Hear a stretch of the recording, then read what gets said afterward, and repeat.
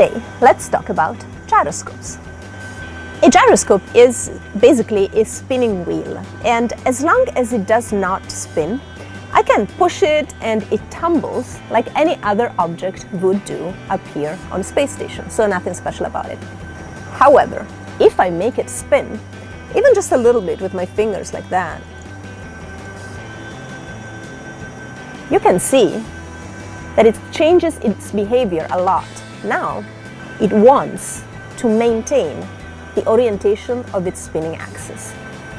If I spin it faster, using a rope,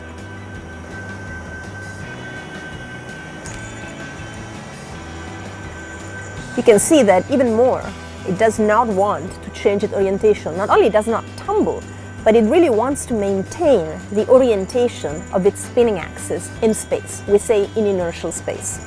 This property is gyroscopic rigidity, and it's used a lot in space flight. For example, to maintain the attitude, the orientation in space of satellites. Now, we can use gyroscopic rigidity for a little fun demonstration of what space station does as it flies around the Earth. Let's see, I'm gonna spin up this gyroscope. And now, of course, it's spinning as it's exhibiting gyroscopic rigidity. And I have prepared a little setup here where I'm going to try and keep the gyroscope in a more or less fixed position so we can watch it in the camera without impeding it from rotating.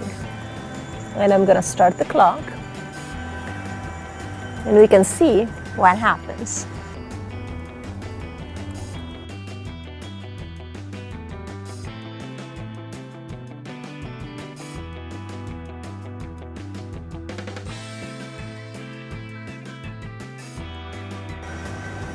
All right, it's been about 3 minutes, and you can see it looks as though the gyroscope has tilted that way.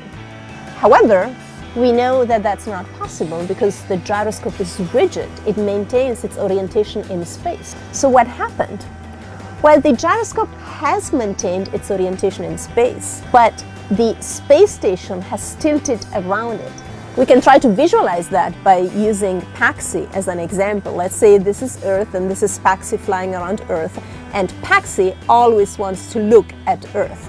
If she didn't change her attitude in space as she flies around, after about 90 degrees she would be pointing with her feet towards Earth. But she always wants to look at Earth, so as she flies around she also tilts around her axis like that, so that by the time she's made a whole orbit around Earth, she has also done a full somersault like that.